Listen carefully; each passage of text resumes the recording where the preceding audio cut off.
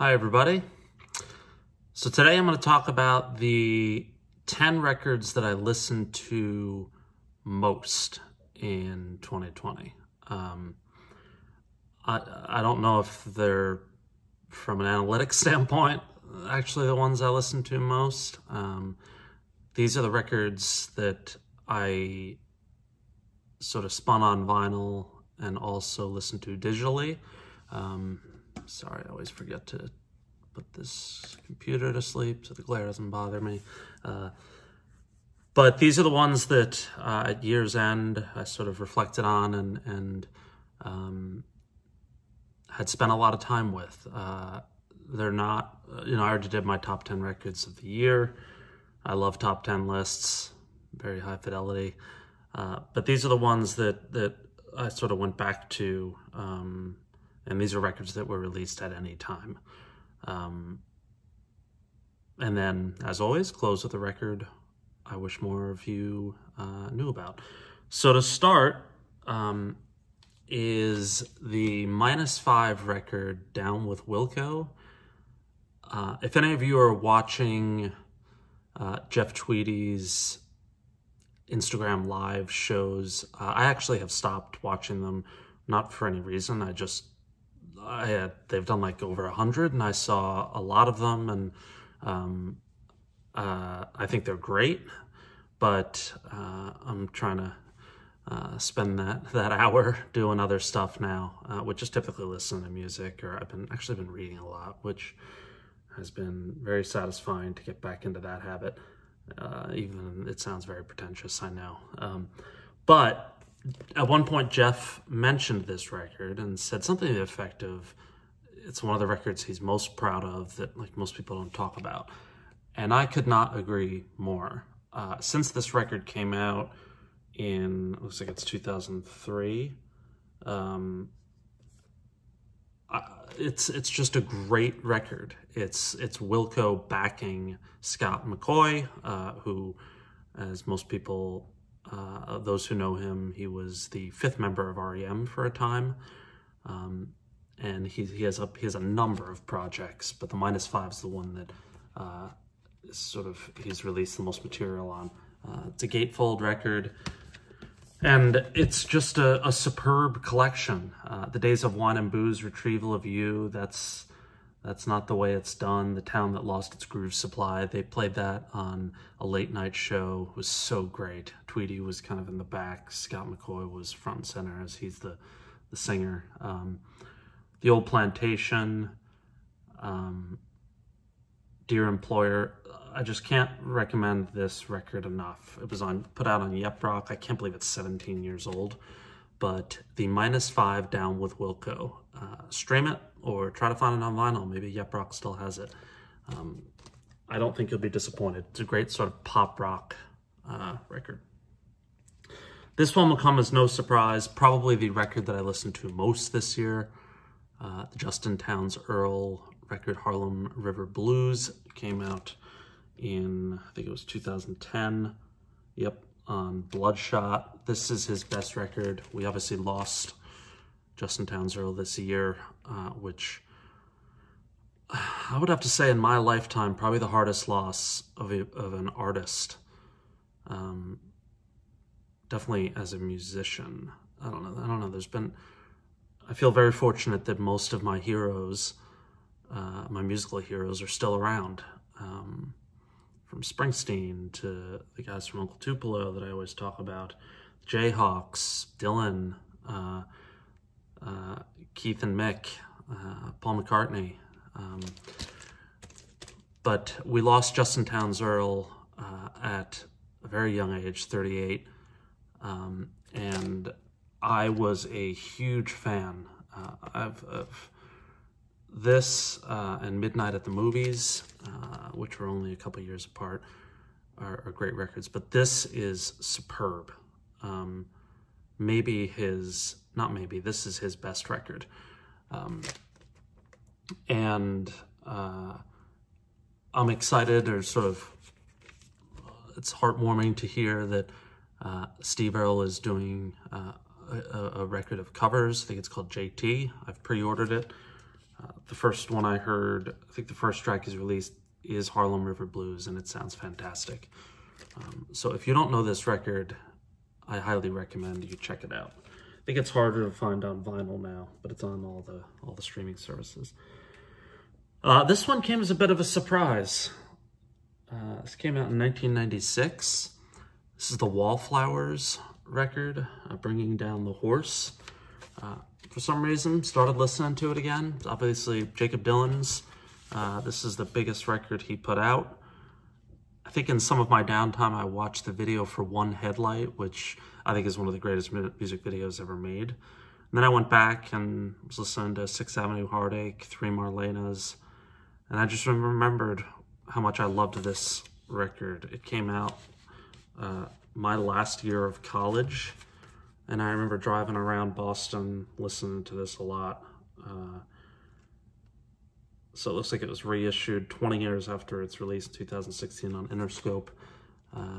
The Wallflowers, Bringing Down the Horse. Some great, great pop songs on here.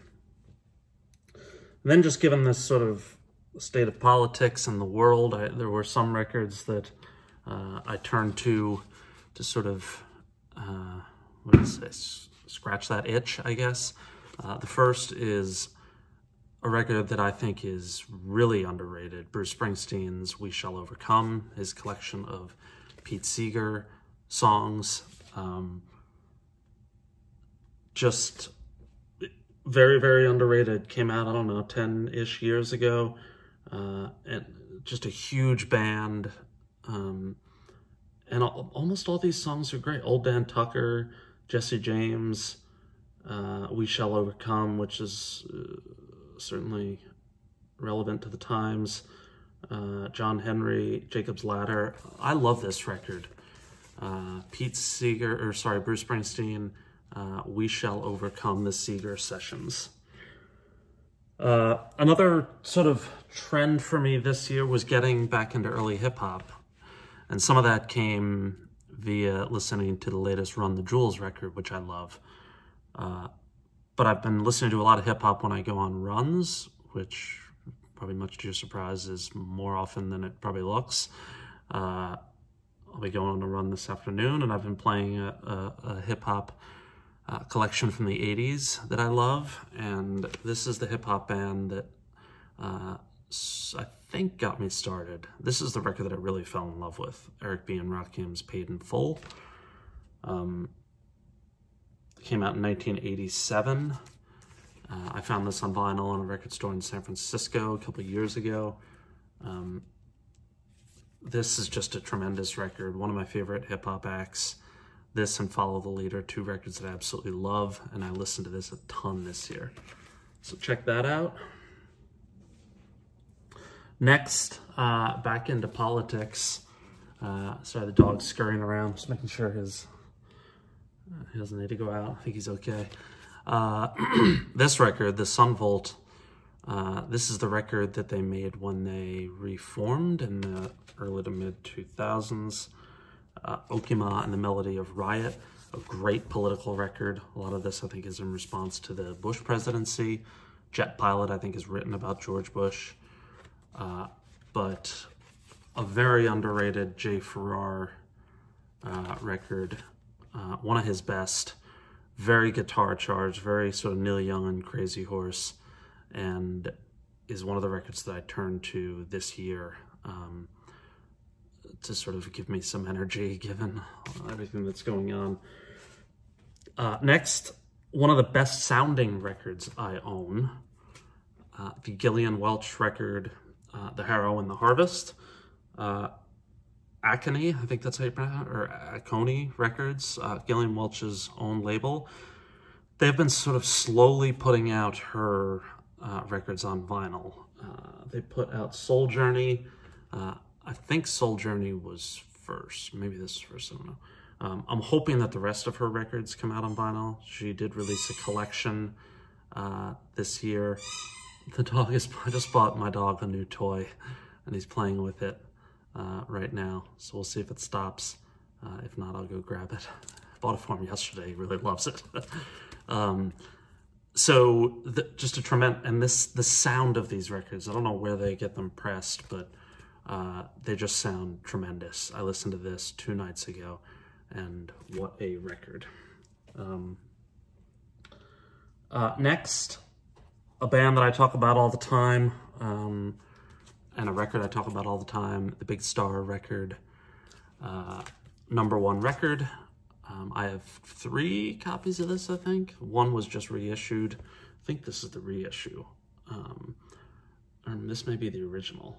I have an original of this that I bought in a record store in New Jersey in the mid-90s.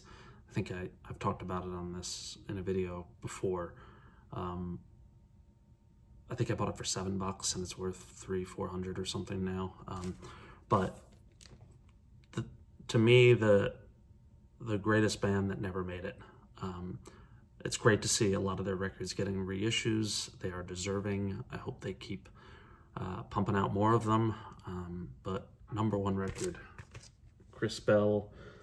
Is it Chris Bell, Alex Chilton from the Box Tops, Jody Stevens, and Andy Hummel. Only one of them, Jody Stevens, is still with us today. I think he lives in Memphis. He is a sweetheart of a guy.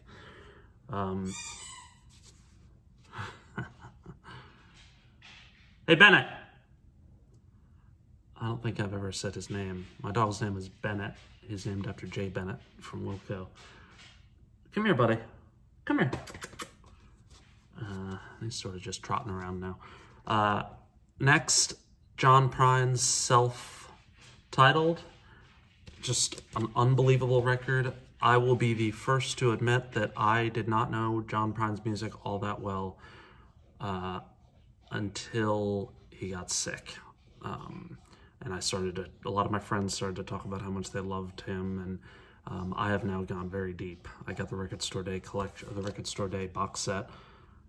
Just this record, Hello in There, Sam Stone, Angel from Montgomery, dog's over here. An incredible, incredible record. What's up, buddy? John Prine, another one we really miss. Let's see if we can get him. There he is. Hey, Bennett. Also wearing my Rediscover Records shirt. My buddy owns this shop in Elgin, Illinois, Rich Wagner. I just got a new t-shirt from them. They just pressed a new one that looks great. If you want to order some records online or go into the store, can't recommend them enough. Rich has a heart of gold, and he is, during COVID, I had to drive, which I talked about in an earlier video. I had to drive back east following a loss in my family, and I stopped at Rediscover. We 20 feet apart or whatever, but Rich showed me his store, and I met him in person for the first time, and just such a solid guy. So Rediscover Records in Elgin, Illinois. One more, and this fits in. Bennett seems really, what's up, buddy?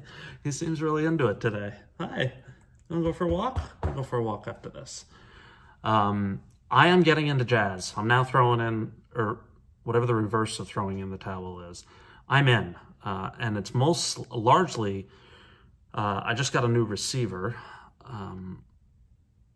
I was using, you probably saw the old Marantz, and it was just having so many connection problems, and there was so much feedback, and I learned that receivers now have Bluetooth. So I got,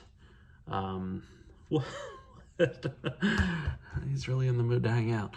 I just got a new receiver, Cambridge Audio, something 100, reasonable price, sounds great, but man, jazz sounds phenomenal. So the go-to, this was just reissued on Impulse, John Coltrane, I Love Supreme. I've started to really fill out my jazz collection. There's a couple of records on the way. Wow, just cracked this. I just bought this week.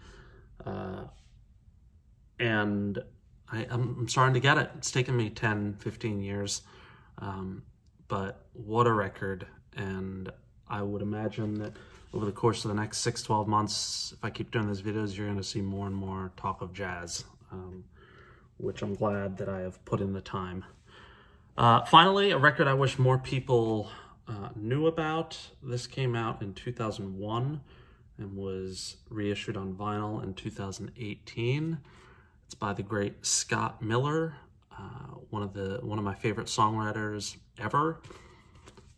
This record is called Thus Always to Tyrants. This is after he departed or broke up the V-Roys, or the V-Roys broke up. This may have been his first record. Was it on...